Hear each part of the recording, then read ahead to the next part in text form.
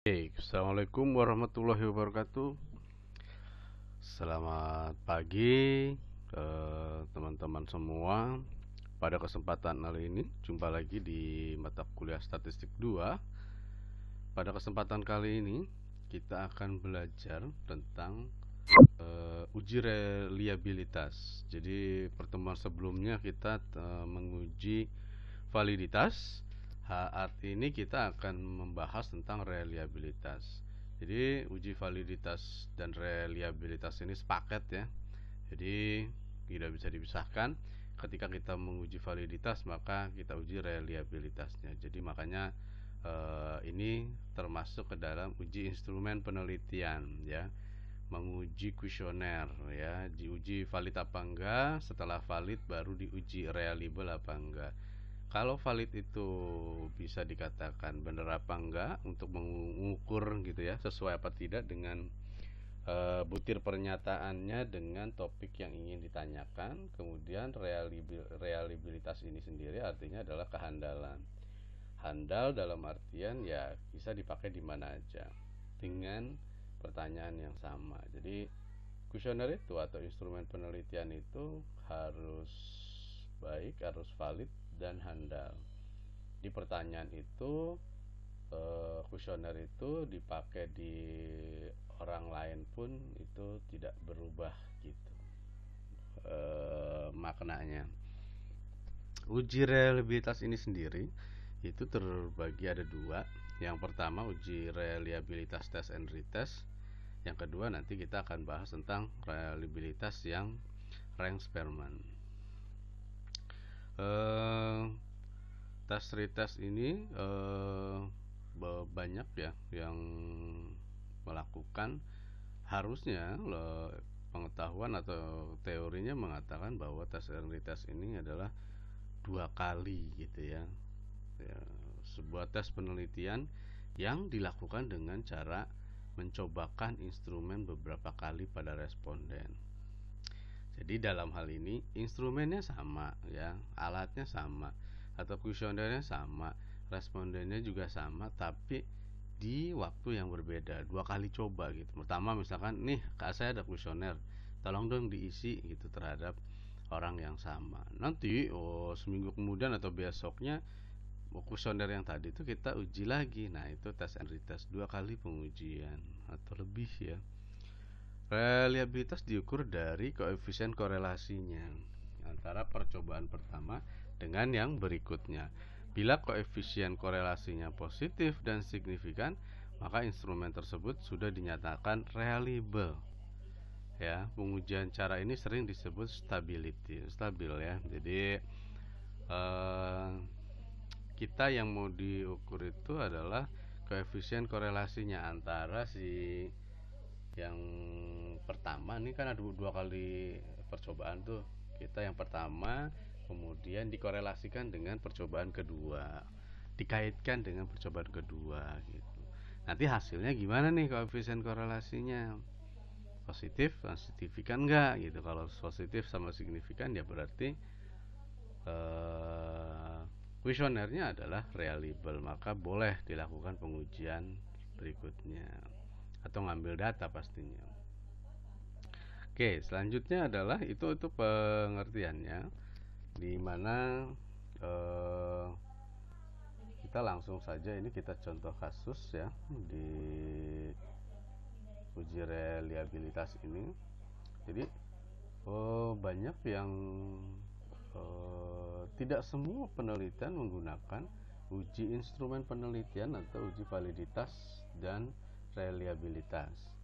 Jadi uji validitas sama reliabilitas ini atau uji instrumen ini hanya dilakukan pada ini ya, pada penelitian yang instrumennya atau alat ukurnya itu menggunakan kuesioner. Kalau nggak pakai kuesioner ya nggak usah. Misalkan kita ngambil datanya itu di download misalkan di internet atau di Musa Efek atau di mana gitu, atau data-data yang sudah ada, data-data sekunder yang diambil dari perusahaan, misalkan laporan penjualan apa gitu. Nah itu nggak perlu dilakukan uji apa istilahnya, uji validitas dan reliabilitas. Ini langsung kita contoh kasus ya. Akan dilakukan penelitian tentang kemampuan kerja pegawai di sebuah perusahaan ya. Jadi kita mau mengukur kemampuan kerja pegawainya. Nah, pengukuran kemampuan kerja pegawai ini akan digunakan instrumen dengan skala Likert. Ya, kuesionernya itu nanti jawabannya skala Likert namanya. Nanti ada skala Likert itu yang jawabannya setuju, tidak setuju, sangat setuju, cukup setuju, sedang, nah gitu-gitu. Nah, ada skalanya. Nah, sebelum instrumen tersebut digunakan untuk pengukuran yang sebenarnya, maka akan diuji reliabilitasnya. Jadi, uji instrumen ini itu dilakukannya itu sebelum kita peneliti nih, teman-teman nanti meneliti ngambil data yang sebenarnya. Misalkan saya penelitian saya tentang kinerja dosen misalkan, maka kan yang jadi responden adalah dosennya kan. Nah, sebelum pertanyaan atau kuesioner itu sampai ke dosen, saya harus melakukan ini dulu, uji instrumen dulu kepada ya bisa kepada teman-temannya atau kepada orang-orang yang minimal kecukupan adalah 30 responden dulu ya. Jadi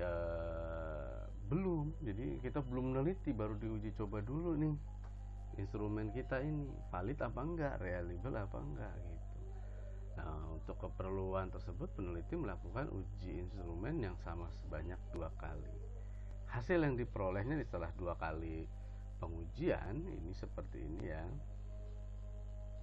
Jadi teman-teman kalau nanti ketemu uji reliabilitas harus disesuaikan ya.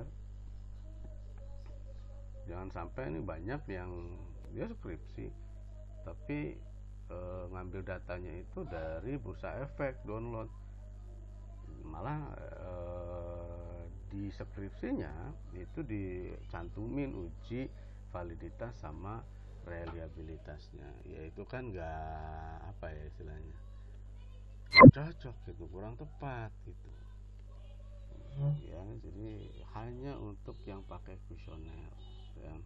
Oke, ini ada data ya, bisa teman-teman lihat ya. Ada data hasil pengukuran percobaan responden, data percobaan 1 untuk 20 responden ya. Nah di sini mana ya, supaya mudah-mudahan kelihatan. Nanti saya kirim poin-poinnya ya teman-teman. Nah ini datanya,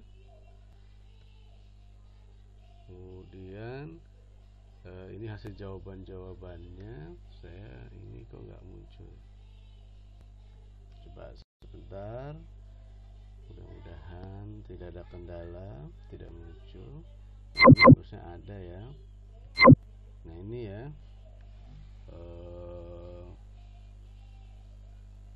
hasil data percobaan pertama.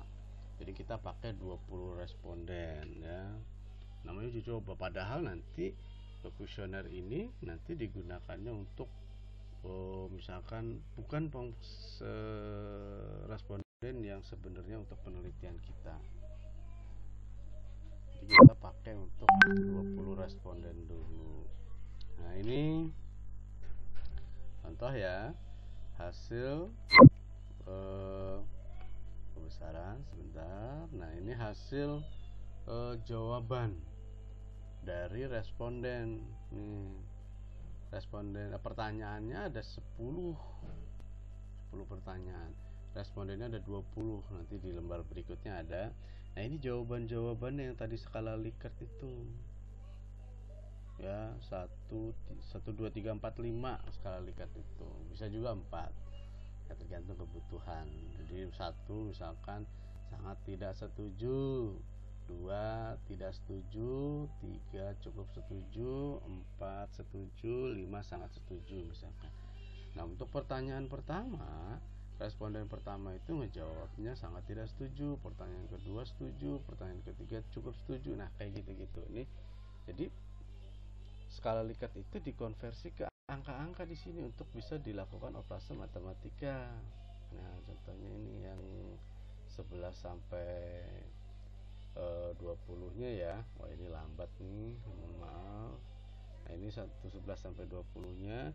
Ini totalnya. Total ini diambil dari ini pertanyaan pertama sampai dengan 10 kita jumlahin, ada 33 ya. Kemudian ini ada percobaan kedua gitu. Di percobaan kedua kan tadi sudah percobaan pertama, ini namanya tes retest, udah dicek, nanti kita tes lagi. Jarang peneliti kesulitan melakukan tes and retest, makanya jarang digunakan. Kebanyakan tuh pakainya validitasnya Cronbach alpha gitu. Kalau tes and retest ya karena 2 kali pengujian, kemudian sekali kita tanyain, kedua kali kita tanya lagi, itu jarang ada yang mau respondennya. Maka juga kesulitan menemukan respondennya ya. Wah, ini terkendala, mohon maaf laptopnya. Jadi jarang yang menggunakan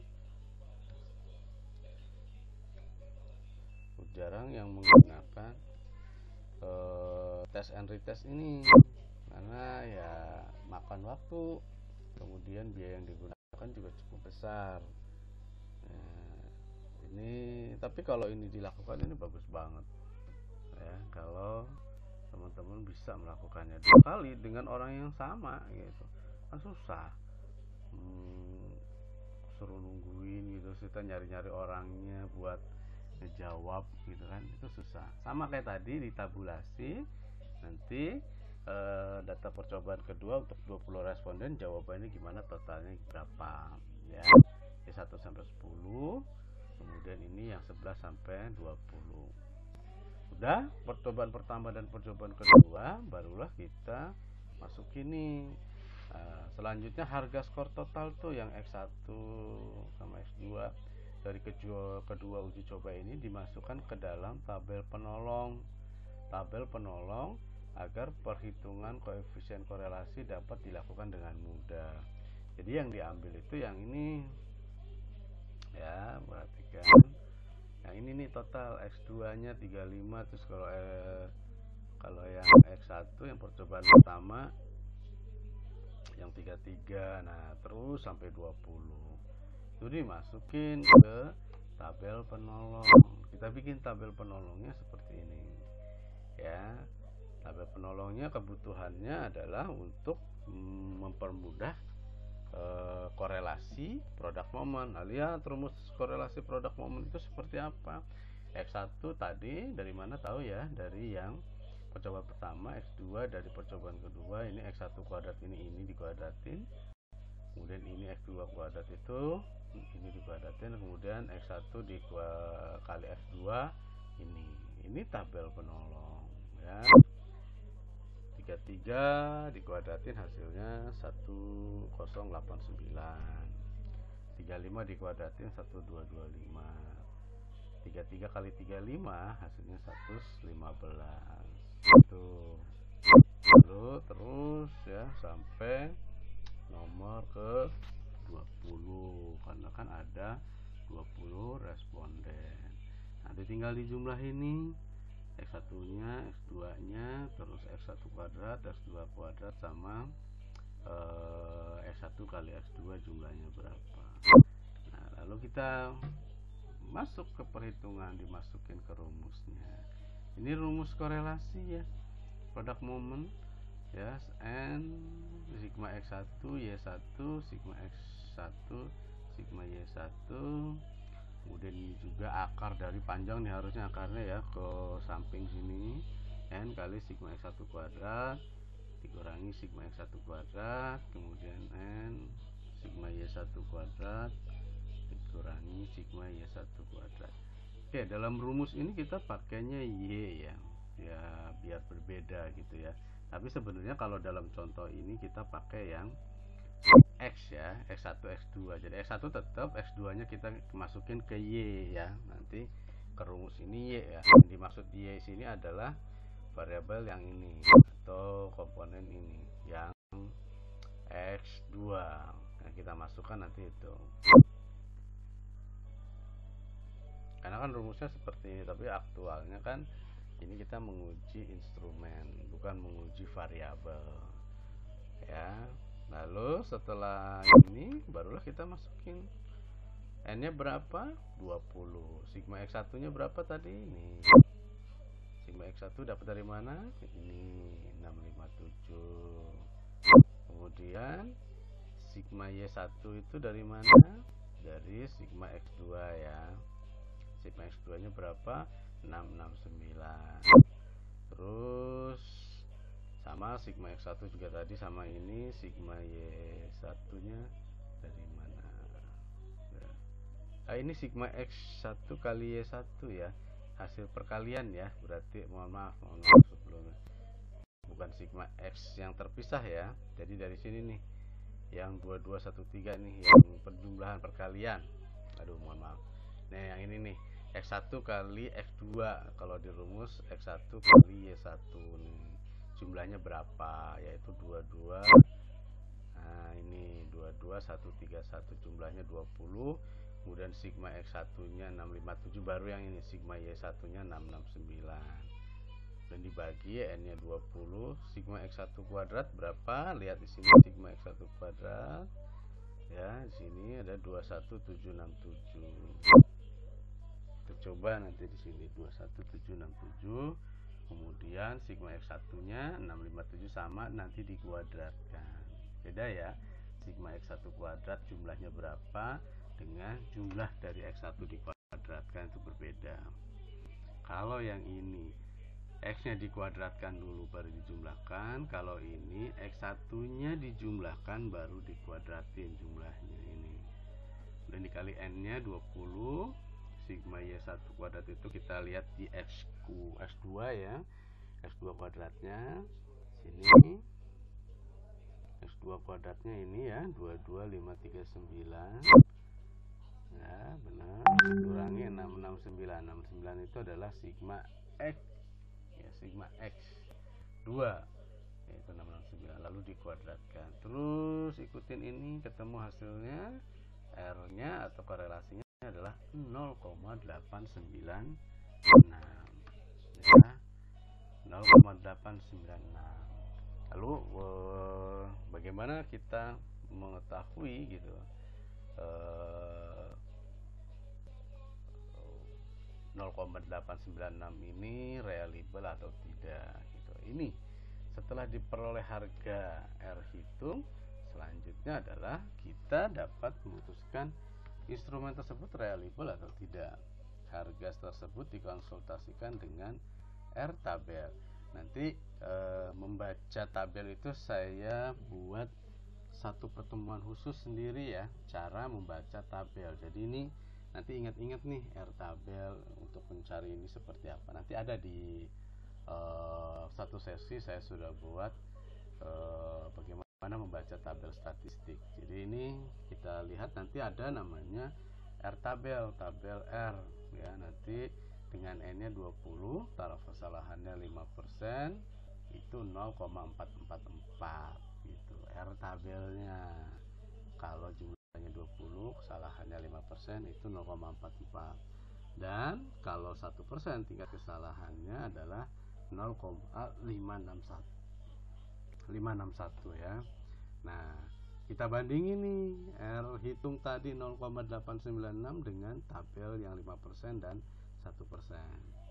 Karena R1 hitungnya lebih besar dari R tabel, dari mana R hitung lebih besar? Ya ini 0,896 itu lebih besar daripada 0,44 ya kan. Dan dengan 5% juga, dengan 1% pun juga masih lebih besar 0,896. Nanti di soal itu ditentukan taraf kesalahannya berapa, mau 5% apa 1%. Gitu. Karena ini tidak ditentukan, maka cari yang kedua. Kalau salah satunya ternyata ada yang lebih besar error tabelnya, maka kita pakai yang bisa reliable. Kalau misalkan tingkat 5% nya misalkan lebih besar nih daripada 0,44, maka ini reliable. Tapi kalau 1%-nya di situ 0,9, berarti pakai yang tingkat kesalahannya 1%, instrumen tadi tidak reliable. Lalu gimana Pak? Ya kita pakai yang 5% aja biar instrumennya reliable. Karena yaitu kalau lebih besar R hitungnya 0,896 baik oleh yang 5% atau yang 1%, maka instrumen tersebut reliable dan dapat digunakan untuk penelitian. Ya, ini materi untuk tes and retest seperti itu. Baik, mungkin itu saja ya materi dari uji reliabilitas tes and retest. Baik, semoga teman-teman bisa paham, bisa memahaminya, dan jika ada pertanyaan silahkan ditanyakan pada sesi tanya jawab. Terima kasih untuk kesempatan kali ini. Mohon maaf apabila banyak kesalahan atau banyak kendala-kendala yang di luar dari kemampuan saya. Saya memohon maaf. Terima kasih atas perhatiannya. Saya akhiri. Wabillahi taufiq wal hidayah. Wassalamualaikum warahmatullahi wabarakatuh.